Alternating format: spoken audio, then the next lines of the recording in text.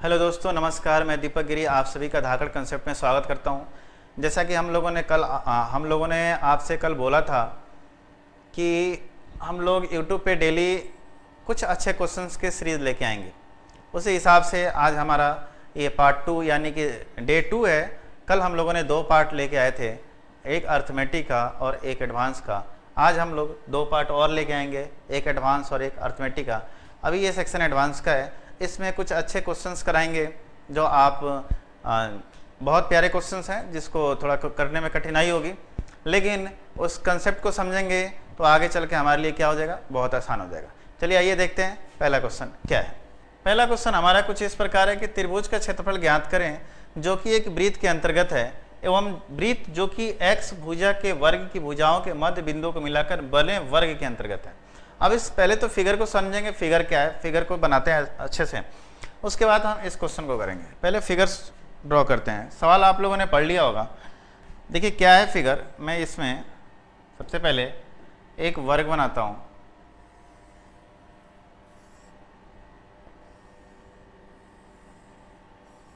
ठीक है, अब इस वर्ग के मध्य बिंदुओं को मिलाकर एक नया वर्ग बनाया जाता है। ठीक है, और इस वर्ग का लेंथ हमें दे रखा है कितना, इस वर्ग की एक भुजा का लेंथ हमें दे रखा है x। ठीक है, तो चलिए हम इसके मिड पॉइंट्स को मिलाकर एक नया वर्ग बनाते हैं। ठीक है, इसके मिड पॉइंट्स को मिलाकर हम क्या करते हैं, एक नया वर्ग बनाते हैं। ठीक है, अब क्या कह रहा है, देखिए एक एक चीज़ को समझते चलेंगे। अब बताइए ये वाला लेंथ क्या हो जाएगा। ये वाला लेंथ आपका होगा कितना, ये लेंथ x/2 होगा। ये भी कितना हो जाएगा, x/2। तो चलिए रेड वाला पार्ट कितना हो जाएगा। अगर ये 90 डिग्री का एंगल बनता है यहाँ पे, ये भी x/2 ये भी x/2 यानी 45 और 45, तो इस कर्ण का लेंथ कितना हो जाएगा, यानी हाइपोटेनस का।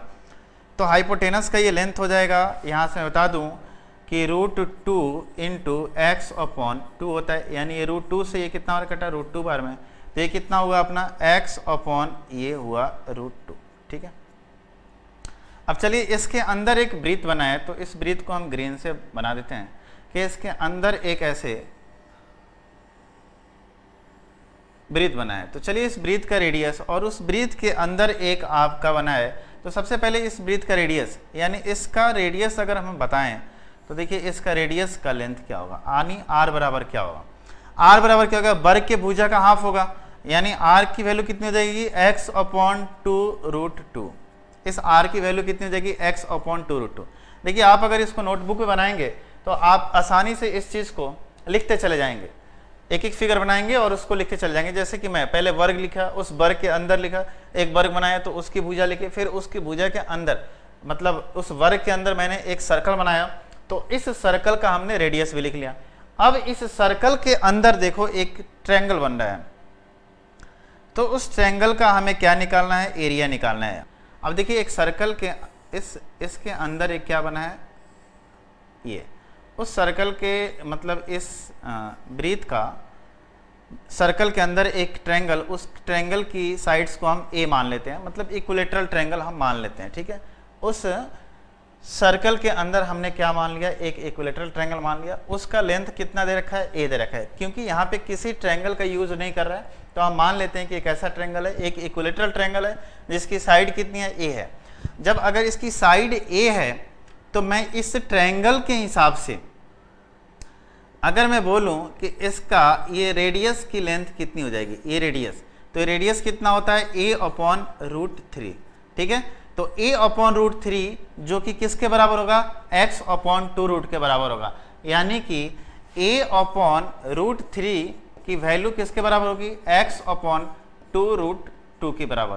तो a का मान कितना हो जाएगा भाई, √3 x/2 ठीक है, a की वैल्यू आपके सामने ये आ गई।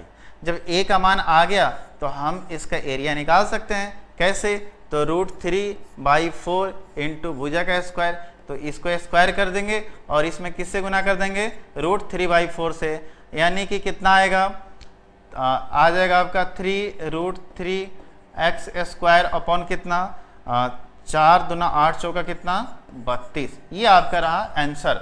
देखिए यहाँ पे ये सवाल अगर आप लोग समझ चुके होंगे, स्क्रीनशॉट ले लीजिएगा इसका, बहुत अच्छा है ये सवाल। देखिए तो अपना कितना है ये आंसर, ये 3√3 एक्स स्क्वायर, 3 ये एक्स स्क्वायर से बाहर है ना, यानी ये कितना है 3√3/32 एक्स स्क्वायर। आपका आंसर कितना हुआ, बी नंबर। तो समझ में आ गया ये सवाल कैसे करना था। सबसे पहले एक वर्ग लिया, वर्ग को दे रखा है वर्ग, उस हिसाब से हमने वर्ग मान लिया, वर्ग के अंदर का वर्ग की भुजा निकाला, फिर उसके अंदर एक वृत्त है उसका रेडियस निकाला, और एक इक्विलेटरल ट्रायंगल उसके रेडियस दोनों को इक्वल कर दिया। इस हिसाब से हमें उसके रिस्पेक्ट में उस ट्रायंगल का साइड मिल आ गया जिस ट्रायंगल का हमें एरिया निकालना था। अब जब ट्रायंगल का साइड आ गया तो हम एरिया आसानी से निकाल सकते हैं। आइए अपन नेक्स्ट क्वेश्चन की तरफ बढ़ते हैं और नेक्स्ट क्वेश्चन देखते हैं क्या है। अगला क्वेश्चन देखिए, कह रहा है क्या, किसी बेलन का वक्र पृष्ठ किसी आयत से बनाया गया है। किसी बेलन का वक्र पृष्ठ जो है किसी आयत से बनाया गया, मतलब क्या है कि देखिए एक मैं ऐसा आयताकार सीट लेता हूं, समझिए इस चीज को, और इस सीट को फोल्ड करके मैं एक बेलन बनाता हूं। समझ रहे हैं इस बात को, एक ऐसे इसको एक बेलन बनाता हूं, समझ रहे हैं इस बात को। मैंने एक ऐसा बेलन बनाया, ठीक है, ये बेलन है आपके लिए। अब इस बेलन में देखिए अगर मैं इसको अनफोल्ड करता हूं तो ये वाला जो लेंथ होगा क्या होगा, लंबाई होगी, और ये चौड़ाई होगी। ठीक है, ये समझ में आ गया आप लोगों को। तो आइए क्वेश्चन को सॉल्व करते हैं। ठीक है, क्वेश्चन देखते हैं क्या है। देखिए यहां से किसी बेलन ऐसे ये आयत है और ये कितना है π/6, π/6 का मतलब होता है 30 डिग्री, है ना। तो ये कितना हो जाएगा 30 डिग्री, और ये कितना दे रखा है 4π दे रखा है। इसका लेंथ कितना हो जाएगा 2π, क्यों, ये 60 डिग्री है। अपन जानते हैं कि 30 के सामने वाले का जस्ट ये डबल होता है, तो अगर ये 4π है तो ये कितना हो जाएगा 2π। अगर 30 के सामने 2π तो 60 के सामने कितना 2√3π। चलिए अगर मैं इसको फोल्ड करूंगा तो कुछ इस प्रकार से बनेगा। अगर मैंने इसको फोल्ड किया तो कुछ इस प्रकार से बनेगा ये। ठीक है, अब देखिए इस चीज को समझिए। अब मुझे इसका रेडियस r निकाल के लेके आना, और h का मान तो हमारे पास दे ही रखा है कितना, h बराबर कितना दे रखा है 2π। और इसकी वॉल्यूम का फॉर्मूला क्या होता है, वॉल्यूम क्या निकल के आएगा πr²h, यही होगा ना। यानी कि मुझे नीचे का क्षेत्रफल यानी कि इसके बेस का क्षेत्रफल निकाल के लेके आना है। अब बेस का क्षेत्रफल निकालने के लिए देखिए रेडियस तो हमारे सामने नहीं है, बट इसका परिधि दे रखा है। परिधि का लेंथ कितना दे रखा है, इतना दे रखा है। तो रेडियस कैसे निकलेगा, यानी अपन बोले तो 2πr की वैल्यू कितनी हो जाएगी 2π√3 दे रखा है ना, ये दे रखा है। 2π से 2π कट गया, यानी r की वैल्यू कितनी हो गई √3। अभी r की वैल्यू √3 हो गई तो h की वैल्यू कितनी है 2π है, और ये पाई है। यहाँ पे मान रख दो, इसका मान रख के आंसर निकाल लेते हैं। देखिए क्या आएगा वॉल्यूम बराबर पाई, तो ठीक है, r की वैल्यू कितनी है √3, यानी √3 का स्क्वायर 3, और h का मान कितना है 2π, यानी कितना हो गया 6π²। ये आपका आंसर है। तो ये सवाल आप लोगों को समझ में आ गया क्या, वॉल्यूम निकालते कैसे हैं। अब देखिए एक आयत दे रखा था, आयत से हमने इसको सॉल्व किया। आयत से सबसे पहले मैंने उसका लेंथ, ब्रेथ एंड फिर यहाँ से इसका रेडियस निकाला इस सिलेंडर का। सिलेंडर का रेडियस मिलने के बाद हमने क्या किया, उससे उसका वॉल्यूम निकाला। ठीक है, तो ये दो सवाल आप लोगों ने किया, समझा भी दो सवालों को। आगे बढ़ते हैं तीसरे क्वेश्चन की तरफ। तीसरा क्वेश्चन देखते हैं क्या है। तीसरा क्वेश्चन देखिए फिर से मेंसुरेशन का ही है। क्वेश्चन पढ़िए एक बार कि एक ठोस शंकु जिसका आयतन कितना है 27π है। एक ठोस शंकु जिसका आयतन कितना है 27π है, उसी के बराबर त्रिज्या तथा ऊंचाई वाले एक खोखले बेलन में रखा जाता है, तो दोनों के बीच के रिक्त स्थान में कितना पानी आ सकता है। देखिए समझिए इस चीज को। अब एक शंकु है और एक बेलन है, मतलब एक कोन और एक सिलेंडर है। जितना रेडियस कोन का है उतना ही रेडियस किसका है, सिलेंडर का भी है। दोनों का रेडियस इक्वल है, दोनों की हाइट इक्वल है। तो देखते हैं दोनों के आयतन के बीच कुछ रिलेशन निकल के आता है क्या। आइए समझते हैं इस चीज को, दोनों के बीच क्या रिलेशन आ सकते हैं। ठीक है, मैं इस तरीके से एक कोन बना दिया ऐसे, और इतनी ही हाइट का एक बनाया सिलेंडर। ठीक है,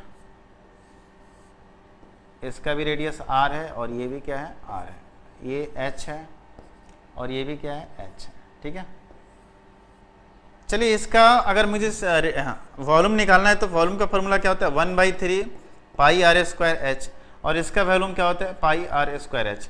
अगर मैं दोनों के बीच रेशियो का साइन लगाता हूं तो πr² से πr²h कट जाएगा, यानी इन दोनों के बीच अनुपात कितने का रहेगा, वॉल्यूम का 1:3। तो यहाँ से एक चीज़ याद रखिएगा कि जब कोन और सिलेंडर का रेडियस और हाइट इक्वल हो तो उन दोनों के बीच वॉल्यूम का रेडियस कितना, वॉल्यूम का रेशियो कितना होगा 1:3।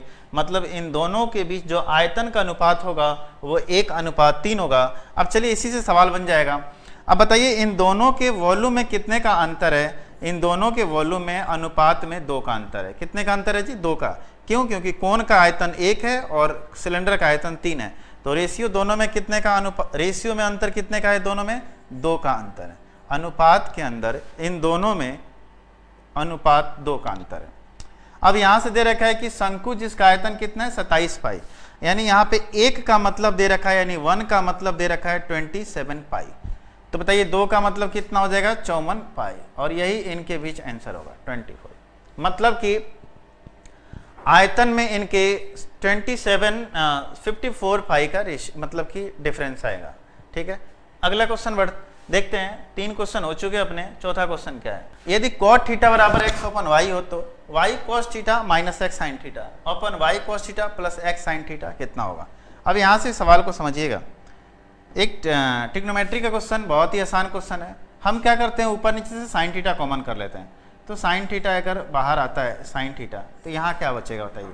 यहाँ पे y आएगा और cos अपन साइन को क्या लिख सकते हैं? cot theta minus x। उस तरह नीचे से अपन बोलें तो साइन थीटा कॉमन करेंगे तो क्या बचेगा? y cot थीटा प्लस का x आएगा। ठीक है, साइन थीटा से साइन थीटा कट गया, cot थीटा की जगह अपन x अपन y रख देते हैं। मतलब कि यहाँ पे अपन क्या रख देते हैं?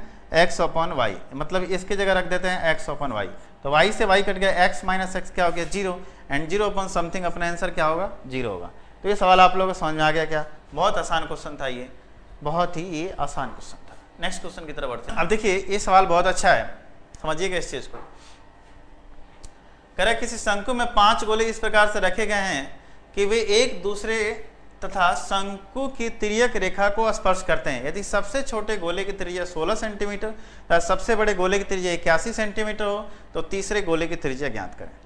2 बातें यहाँ से समझाना है। सवाल आप लोगों ने पढ़ लिया। अब मैं आप लोगों को एक फिगर यानी एक स्लाइड दिखाता हूँ जो मैंने अपने हाथों से बनाया है, उसको आप समझना, वहाँ से कुछ रिजल्ट निकल के आएंगे, उस रिजल्ट के हिसाब से ये सवाल अपन सॉल्व करेंगे। ठीक है, सबसे पहले उस फिगर को आप लोग देखते हैं। ये फिगर देखिए क्या है, ये कुछ इस प्रकार से फिगर बनेगा। सबसे पहली बात तो देखिए यहाँ पे क्या है, मैं यही समझाता हूँ इस चीज़ को। यानी देखिए यहाँ पे सबसे छोटे गोले की, मतलब इसका रेडियस दे रखा है कितना? R1 का मान दे रखा है और R5 का मान दे रखा है। R1 का मान दे रखा है 16 एंड R5 का मान कितना दे रखा है? 81। ठीक है, आपसे पूछ किसका मान रहा है? ये R3 का मान पूछ रहा है। R3 बराबर वाट। सबसे पहली बात तो यहाँ पे ये देखिए, ये पांचों रेडियस होते हैं ना, 1 2 3 4 5, ये पांचों रेडियस जो हैं आपके जीपी में होंगे। जीपी का मतलब होता है गुणोत्तर श्रेणी में होंगे। पांचों रेडियस किस में होंगे? जीपी में होंगे।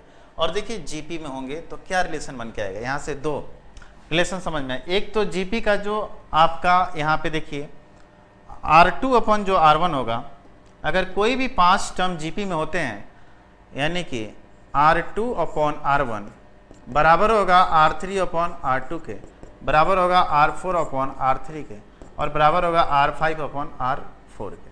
और यही होता है कॉमन रेशियो। कॉमन रेशियो जिसको अपन K मान के चलेंगे आगे। ठीक है, और दूसरी बात कि जब कोई 5 टर्म जीपी में होता है, कभी भी कोई 5 टर्म जीपी में होता है, तो उसको मानने का तरीका क्या होता है? देखिए ये फिगर आप स्क्रीनशॉट ले लीजिएगा। यहाँ पे बहुत सारी चीज़ें मैंने बता रखा है, ये इंपॉर्टेंट है कि कॉमन रेशियो क्या होगा? बराबर होगा। इस पांचों रेशियो क्या होंगे? मतलब पांचों जो रेडियस होंगे वो जीपी में होंगे। तो चलिए आगे हम लोग बढ़ते हैं और इस सवाल को करते हैं। इस सवाल में कहाँ? यहाँ ये सवाल देखिए, जब ये पांचों रेडियस जीपी में है तो जीपी में मानने का तरीका क्या होता है?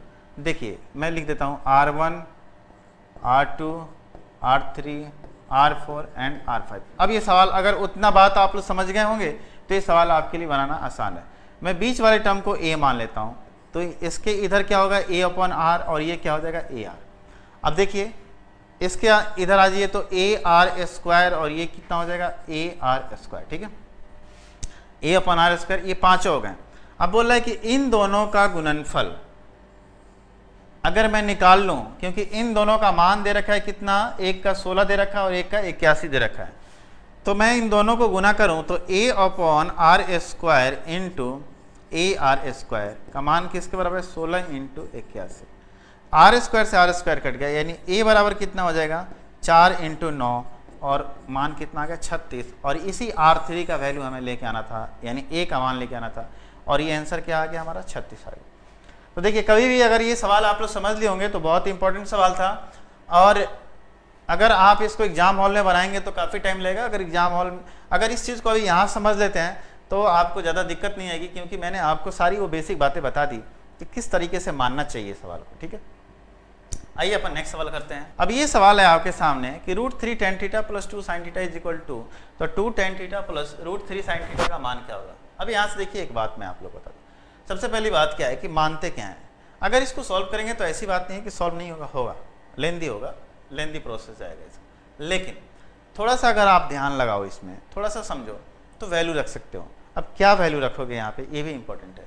तो देखो मैं वैल्यू रखना बताता हूँ, कब कहाँ कैसे वैल्यू रखते हैं। जैसे कि कभी अब जैसे बच्चा ये सवाल देखा तभी वैल्यू रखना सोच लिया, नहीं, मैं थोड़ा सा समझाना चाहता हूँ आप लोगों को कि वैल्यू कैसे रखते हैं, कब रखते हैं। सबसे पहला काम क्या है आपको कि वैल्यू रखने से पहले अगर कोई सवाल है, अगर आपको फर्स्ट साइट में नहीं पता चलता है कि इसमें क्या वैल्यू रखें, तो उसको एक बार थोड़ा सा नीचे आ जाओ, सॉल्व कर लो, उसको थोड़ा सा सॉल्व कर लेंगे तो वहाँ से रखना आसान हो जाएगा। चलिए हम इसको थोड़ा सॉल्व करके देखते हैं कि सॉल्व करके क्या मिलता है हमें। ठीक है, देखिए यहाँ पे √3 tan theta plus 2 sin theta is equal to है।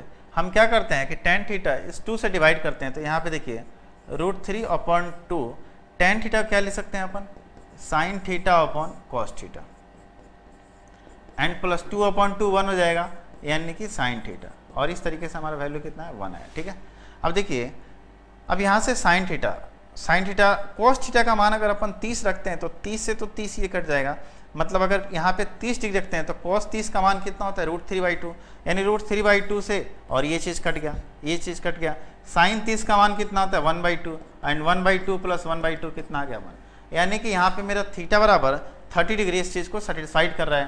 तो आप सवाल में रख लीजिए 2/tan 30 का मान कितना होता है √3, एंड √3 कितना हो जाएगा sin 30 का मान कितना हो जाता है 1/2, यानी कि 2।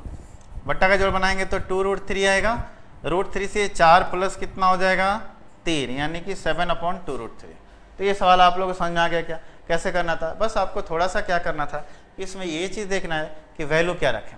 वैल्यू रखने के लिए आपको क्या करना है, थोड़ा एक स्टेप आगे बढ़ जाइए। एक स्टेप आगे बढ़ने से ये सवाल आपके लिए आसान हो जाएगा कि कौन सा मान रखें। ठीक है, आइए नेक्स्ट क्वेश्चन की तरफ बढ़ते हैं। ये आपका क्वेश्चन है, देखिए इस क्वेश्चन को मैं थोड़ा सा बड़ा कर देता हूँ। हाँ, अभी सवाल देखिए आप लोग, अब इसमें ये लिखना भूल गए हैं। दिए गए चित्र ABCD एक संभाव, ABCD सबसे पहले तो एक वर्ग है, ABCD स्क्वायर, तो मैं यहाँ पे लिख देता हूँ A B and C and D, और ये क्या है E। आपसे इस एंगल की बात पूछ रहा है। ठीक है, ये एक वर्ग है, ABCD एक वर्ग है, मतलब ये चारों भुजाएं क्या हैं बराबर हैं, और ECD स्क्वायर है, जब EDC एक इक्विलेटरल ट्रायंगल है तो ये भी सारी भुजाएं बराबर होंगी। चलिए ठीक है, अब देखिए सबसे पहले बात इक्विलेटरल ट्रायंगल, तो ये एंगल कितना हो जाएगा 60 डिग्री, और ये कितना है 90 डिग्री। ठीक है, और ये दोनों भुजाएं बराबर हैं, और ये E वाला जो एंगल है ये भी टोटल कितना होगा 60 डिग्री। तो चलिए ये तो हो गया हमारा टोटल 150 डिग्री। ये वाला एंगल कितना हो जाएगा 150 डिग्री, ये वाला एंगल मैं लिख देता हूँ कितना 150 डिग्री। तो बताइए ये दोनों भुजाएं बराबर हैं तो ये दोनों कोण बराबर होंगे, यानी ये वाला एंगल कितना हो जाएगा 15 डिग्री, और ये वाला भी एंगल कितना हो जाएगा 15 डिग्री, और ये टोटल एंगल कितना है जी 60 डिग्री। 60 डिग्री में से 15 डिग्री गया कितना बच्चा 45 डिग्री, तो आपका आंसर कितना हो जाएगा 45 डिग्री। तो समझ में आ गया ये सवाल आप लोगों को, बहुत आसान क्वेश्चन था ये। आज के लिए इतना ही, धन्यवाद। आगे हम लोग नेक्स्ट सेक्शन में मिलते हैं। Thank you.